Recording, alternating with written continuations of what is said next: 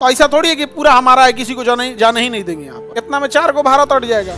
जितना हम कब्जियां हैं ना, इसमें अगर कोई घुस गया, बिना परमिशन घुस गया, तो मार देंगे हम लोग। इसके पास से भी कोई जहाज गुजरा ना, तो उससे हम लोग टैक्स लेंगे। काहे इधर झांक रहा था, वो नहीं देगा, उधर से वो निकाल दिया, धरधरा के गोली चला, तो कोस्ट गार्ड फोन करेगा, इंडियन नेवी, तो अब वो लेके आएगा बड़का जहाज एकदम मारूदिया दे रहे। यहाँ पर मिल गया हम लोग को गैस का बहुत बड़ा भंडार। अब बॉम्बे आई में क्या मिला है? पेट्रोलियम। अगर गैस पेट्रोलियम ये सब मिल गया तो मछली वगैरह तो खैर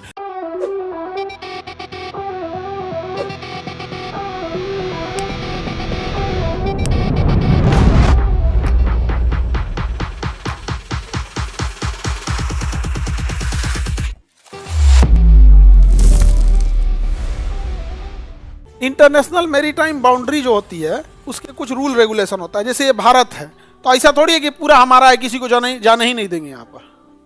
इतना में 4 को भारत अट जाएगा।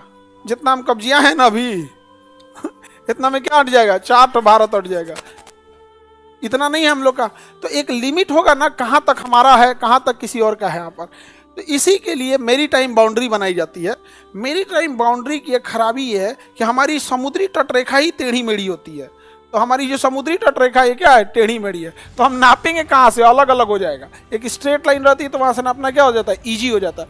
बट हमारी समुद्री तटरेखा ही क्या है? टेढ़ी मेढ़ी है। कैसी है?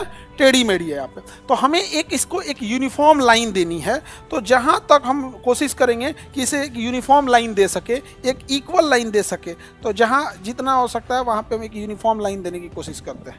एक यूनिफॉर्म लाइन दे दिए, इसे हम कहेंगे आधार रेखा। क्या कहेंगे? आधार, बेस लाइन। आधार रेखा या बेस लाइन, आधार रेखा या बेस लाइन। बेस लाइन क्या होता है? वहां से ही समुद्र की किसी भी दूरी को हम नापा जाएगा। समुद्र की दूरी को हम समुद्र के तट से नहीं नापते हैं, बल्कि बेस लाइन से नापते हैं। क्या समुद्र की दूरी समुद्र तट से नापी जाती है? समुद्र की दूरी किसे नापी जाती है? Base line. समुद्र की दूरी किसे नापी जाएगी? बेस लाइन से। किसे नापी जाएगी? बेस लाइन से। बेस लाइन जो होता है, समुद्र की सभी दूरियां कहां से नापी जाएंगी? बेस लाइन से नापी जाएगी। बेस लाइन तटों के पास से गुजरता है और एक जैसा आकार प्रदान करता है बेस लाइन से। अब समुद्र में कोई भी दूरी जो होती है समुद्री मील में नापी जाती है। नॉटिकल मील, नॉटिकल मील में 1 नॉटिकल मील बराबर 1.852 किलोमीटर। 1.852 किलोमीटर, यानी समुद्र का किलोमीटर बड़ी ज्यादा होता है, लगभग जमीन के किलोमीटर का 2 गुना है। देखिए 1.8 है, लगभग कितना है? 2 गुना है। यानी अगर समुद्र में अगर कोई कह रहा है कि कोई वस्तु है 100 किलोमीटर दूर है, 100 नॉटिकल मील, मतलब 180 है। 100 किलोमीटर नहीं है, 180 है, मतलब लगभग 2 गुना है। तो समुद्र की जो दूरी होती है स्थलीय दूरी की लगभग 2 गुना होती है। तो 1 nautical mile is equal to 1.852 kilometre. जितनी दूरी नापनी है कहां से नापेंगे? आधार रेखा, बेस लाइन से। किसे नापेंगे? बेस लाइन से नापी जाती है। बेस लाइन से नापी गई 12 किलोमीटर। 12 किलोमीटर मतलब 12 नॉटिकल मील। बेस लाइन से पहला 12 नॉटिकल मील को हम समुद्री सीमा कहते हैं। क्या कहेंगे? बेस लाइन से पहला 12 नॉटिकल मील क्या कहलाएगा?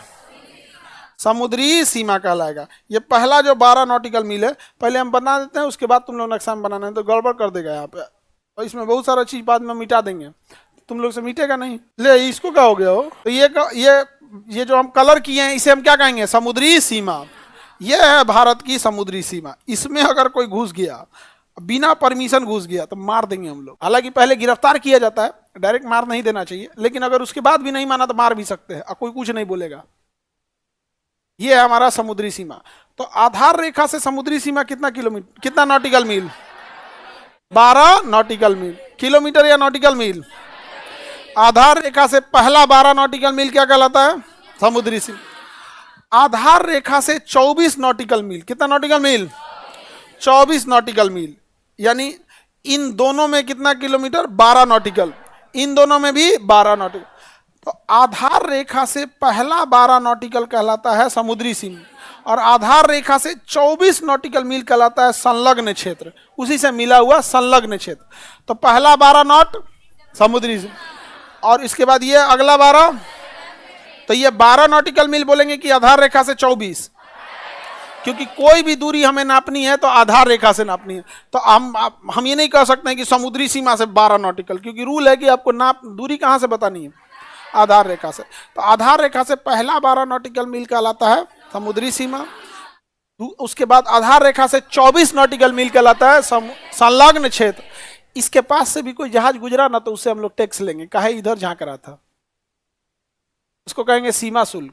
यानी यहां से 24 नॉटिकल मील है, 24 नॉटिकल मतलब 40 किलोमीटर, 24 नॉटिकल मतलब 40 किलोमीटर, मतलब हमारे देश से ना समुद्रमा में 40 किलोमीटर दूरों से गुजर गया ना तो उसे टैक्स लेंगे लोग। इधर से कहा गया था रे, इधर से कहा गया था, ले पैसा लो, पैसा लाओ, समझ में गया। तो हम टैक्स कहां से लेना चालू कर देते हैं। कहा कि क्वेश्चन टैक्स, क्वेश्चन टैक्स का टैक्स नहीं देगा, तुरंत फोन करेगा वायरलेस पे, कोस्ट गार्ड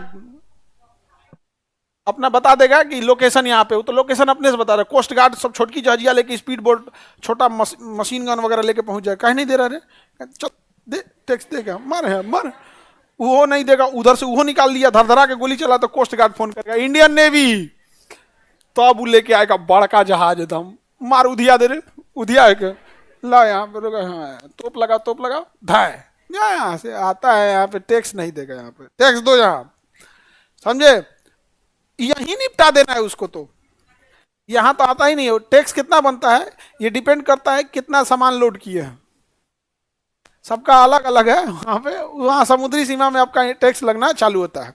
अब किसी जहाज को लंगर डालना है, मतलब बंदरगाह पे आना है, तो यहाँ इतना बड़का जहाज लेके नहीं ना आ जाएगा, भाई जगह नहीं है का, ऐसे नहीं ना हो जाएगा, तो पहले से सोचना पड़ता है। तो दूर एरिया में सब जहाज खड़े रहते हैं, उसको एंकरेज बोलते हैं। एंकरेज के पास खड़े रहते हैं कि भाई हमारा नंबर कब आएगा, कौन प्लेटफॉर्म खाली है हो, जब खाली बंदरगाह पे प्लेटफॉर्म नहीं होता, बर्थ होता है, बर्थ।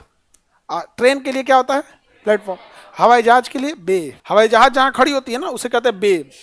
तो उसको ना पायलट को बोला जाता है बे नंबर 203, तो अपना जमीनों पे लिखा रहता है कि रास्ता किधर से किधर जाएगा, तो उसको बोल देगा अपना कि इस रास्ते से जाओ, उसी पे देखते हुए तो जहाजिया चलाएगा, जमीनों पे लिखा रहता है। जब उतरने के बाद ओ इधर से दहीने मुड़ना है, इधर से ऐसे मुड़ना है, और जहाँ उसका 203 आएगा वहीं ले आके बंद कर देगा, खाली कर रहे, सबको खाली करा देगा वहाँ पे, फिर लेके चला जाएगा। तो जहाज, पानी वाली जहाज लगेगी तो बर्थ, हवाई जहाज लगी तो बे, ट्रेन लगी तो प्लेटफॉर्म, और टेम्पू तो कहीं और लगा दो। इस सब के लिए स्टैंड होता है, जो 2 व्हीलर 4 व्हीलर ये सब के लिए स्टैंड, तो वो खड़ी होगी स्टैंड पर, वो खड़ा होगा प्लेटफॉर्म, बे, बर्थ। यहां तक हम ले सकते हैं ये 12। यहां से 200 नॉटिकल मील, कितना 200, कहां से 200 नापेंगे, बेस लाइन, बेस लाइन से 200 नॉटिकल मील को हम एक्सक्लूसिव इकोनॉमिक जोन कहते हैं। इस exclusive economic zone, exclusive economic zone EEZ कहते हैं, exclusive economic zone, exclusive economic zone क्या कहेंगे, एक्सक्लूसिव इकोनॉमिक जोन कहा जाता है। इसमें क्या है कि इस एरिया में मछली पकड़ने का अधिकार, मतलब पैसा से रिलेटेड कोई काम कीजिएगा तो वो उसी देश का होगा जिसका यह एक्सक्लूसिव इकोनॉमिक जोन है। सपोज कीजिए कि यहाँ पे सिंगापुर का कोई मछुआरा आया बड़की पानी वाली जहाज लेके, अब 20 टन मछली मार के, यहाँ 20 टन मछली मार लिया, तो हमारी इंडियन नेवी आएगी, कहेगी कि यहाँ कहे लिए पहले आया तुम ही बताओ, तो कहेगा सॉरी सॉरी गलत हो गया, ओ माय गॉड नहीं देखे हम यहाँ पे, ठीक है आगे मत आना, ऐसा मछलियाँ दे दे, तो मछलियाँ ले लेगा आदमी, मछलियाँ नहीं ले जाने देगा उसको। यहाँ से पैसा से रिलेटेड इकोनॉमिक वर्क उसी का होगा जिसका ये एक्सक्लूसिव इकोनॉमिक जोन है, एक्सक्लूसिव इकोनॉमिक जोन है। और यहाँ पे सपोज करो पेट्रोलियम मिल गया तो हमारा है, कोयला नीचे मिला तो हमारा है, समझेगा, उसको खोद के निकाला जाएगा, पेट्रोलियम डीजल गैस कुछ भी मिल गया, मछली उछली कुछ भी मिल गया, हम ही लोग का है यहाँ पे। इससे देखो हम लोग को कितना फायदा हुआ, यहाँ तक तो ऐसे आ गए लोग। ये हमारा अंडमान निकोबार, अब यहां भी खिंचाएगा आधार रेखा, नहीं खिंचाएगा, अब यहां भी होगा समुद्री सीमा, संलग्न क्षेत्र, खिंचाएगा ना, एक्सक्लूसिव इकोनॉमिक जोन हो गया।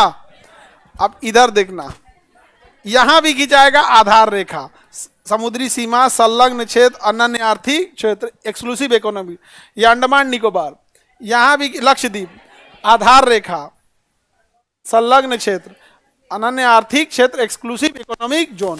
हम लोग के एक्सक्लूसिव जोन में बांग्लादेश घुस गया, इसे कहा गया चाचा खाली कर दिया हमारे लोग, इसमें कौन घुस गया, बांग्लादेश घुस गया यहाँ पे, समझ में गया। और नहीं रहता बांग्लादेश तो हम लोग का भी यही होता है यहाँ पे। वो तो जब देश आजाद हुआ तो उस समय के हमारे जो लोग थे उन्होंने एक्सेप्ट कर लिया कि पाकिस्तान उधर है। हम लोग रहते जिन्ना को मार देते, काम खत्म। क्या जाता, जिन्ना खत्म, पाकिस्तान कोई नहीं बना सकता था। यहाँ पे नाथूराम बकलोल जाके बूढ़ा आदमी को गांधी जी को मार दिया, नहीं समझे? जिन्ना को मारने की इसकी औकात भी नहीं थी। बूढ़ा आदमी निहत्ता, एक गाल पे मारो दूसरा दे देंगे। चलल नहीं जा रहा था तो लाठी लेके चल रहा था, लाठियों में नहीं पकड़ा रहा था तो यहाँ किसी के कंधा पे हाथ रख के उसको टेका के ले जाया जाता, उसको मार दिया बंदूक से, ढकेल देता तो मर जाता। 83 साल का आदमी को आप ढकेल दीजिएगा तो मर जाएगा, उसको बढ़िया से ढकेल देता तो मर जाता, जाके मार दिया यहाँ पे। तो मौका भी मिला था नाथूराम गोडसे को, तो विभाजन के लिए एक तरह से कहिएगा कि वो जिम्मेदार है। मौका मिला था ना मारने का, मार देता किसको? जिन्ना को। क्या जाता है यहाँ पे? आप अब हमसे दूर जा रहे हैं, हम आखिरी बार आपको गले मिलना चाहते हैं, आइए यहाँ पे। साथ रहना होगा, नहीं तो नहीं रहना होगा। अलग टाइप का हद तब होता है जब लोग नाथूराम गोडसे के काम को अच्छा मानते हैं। ये तो समझ में आ गया, एक्सक्लूसिव इकोनॉमिक जोन। अब देश को ना अपने नक्शा में एक्सक्लूसिव इकोनॉमिक जोन को दर्शाना होता है, समझ में आ गया? अब कई बार हम लोग दर्शाते हैं तो श्रीलंका आ जाता है उसी में। तो जब आपके एक्सक्लूसिव इकोनॉमिक जोन में कोई देश आ जाएगा तभी मत कर दीजिएगा कि हमरे है वहां फिर वहां ये रूल नहीं लगेगा। वहां होगा कि भाई बीच का एक तो हम लोग नो मैंस लैंड बना देते हैं, इस एरिया को, इधर का आपका हो गया, इधर का मेरा हो गया, नहीं तो पता चला वही चलाएगा। तो कई बार हमको अपना एक्सक्लूसिव इकोनॉमिक जोन दिखाना होता है, उसके चक्कर में श्रीलंका भी आ जाता है मैप में हम लोग में, क्योंकि हम अपना एक एक्सक्लूसिव इकोनॉमिक जोन हमारा एक तरह का अपना इंटीग्रल पार्ट है हमारा यहाँ पे। तो यहाँ तक ले सकते हैं, जितना ज़्यादा रहेगा वो उतना बेहतर है। अब इसमें खोजने की काम चल रहे हैं कि कहीं कोई अच्छा चीज़ मिल जाए। इसी खोजने के क्रम में यहाँ पर मिल गया हम लोग को गैस का बहुत बड़ा भंडार। यहाँ हमको पढ़ा चुके थे, यहाँ एक नदी थी गोदावरी नदी और कृष्णा नदी। तो इसका कृष्णा और गोदावरी, तो केजी बेसिन, इस जगह का नाम क्या हो गया? KG basin. यहाँ क्या मिल गया है? गैस। अब बॉम्बे हाई में क्या मिला है? पेट्रोलियम। फायदा है कि नहीं? यहाँ पे बहुत फायदा है यहाँ पे। तो हम लोग को एक्सक्लूसिव इकोनॉमिक जोन से बहुत सारे फायदे भी हो जाते हैं अगर गैस, पेट्रोलियम ये सब मिल गया तो। मछली वगैरह तो खैर ये भी है, सी फूड बहुत बड़ा मार्केट होता है वहाँ। सी फूड, हम लोग के पास जो मछलियाँ होती हैं वो छोटे आकार की होती है, जिस वजह से उसमें कांटा भी चला आता है। मजबूरी है कि आप मछली खाएंगे तो कांटा इन्वॉल्व भी रहेगा। लेकिन जो सी फूड होती है ना, बड़ी बड़ी मछलियाँ, उसमें ना चिकन की तरह, मांस की तरह होता है, कोई इतनी इतनी कांटा का जगह नहीं उसमें, एकदम लगेगा ही नहीं वो चिकन मतलब मछली है। वो तो छोटा छोटा, अपने यहाँ तो आधा टाइम तो वही में निकल जाता है, और उसका नौसिखिया आदमी खाने के टाइम पे भी सावधान रहता है। वही में कोई पूछेगा कैसा बना है, रुक न रे, कैसन बना ले, कहाँ अटकल लग रहा है, अभी कुछ गला था, और जीबुआ से खोजेगा कहाँ गया रे, अब एक फेंके कहाँ, कोई नहीं देख रहा है, हाँ जा तो हम लोग के यहाँ तो यही सब ना मछली होते हैं सर। लेकिन दुनिया में ज्यादातर क्या खाता है सर? Sea food. और चाइना और ये सिंगापुर हो गया, थाईलैंड, वियतनाम, ये सब जो कंट्री हैं, ये कुछ भी खा जाते हैं, समुद्र में अंदर रहना चाहिए। मगरमच्छ, ऑक्टोपस, कुछ भी खा जाते हैं सब ये। ठीक है, ये यही खाएं तो, क्योंकि ना अनाज खाएंगे तो अनाज खत्म कर देंगे, फिर हम लोग को यही सब खाना पड़ेगा इसलिए हम कभी मना नहीं करते, भाई तुम मगरमच्छ खाओ, एकदम मेढक खाओ। यहाँ उन लोग के यहाँ मेढक तो खैर नॉर्मल है, जैसे हमारे यहाँ समोसा हर गली मोहल्ले में मिल जाएगा ना, वहाँ मेढक मिल जाएगा हर गली। मेढक फ्राई, चमड़ा उतार के उसको साफ अप करके तुरंत क्या करेगा? फ्राई करके ऐसे ऐसे पूछेगा हाफ फ्राई या फुल, कहेगा कच्चे ले और यूपीएससी, बीपीएससी एवं सभी राज्यों की सिविल सेवाओं की परीक्षाओं एवं नीट जी आदि की तैयारी करें भारत की सबसे बेहतरीन coaching centre Khan global studies के साथ। अधिक जानकारी के लिए हमारे दिए गए हेल्पलाइन नंबर 8757354880 पर संपर्क करें।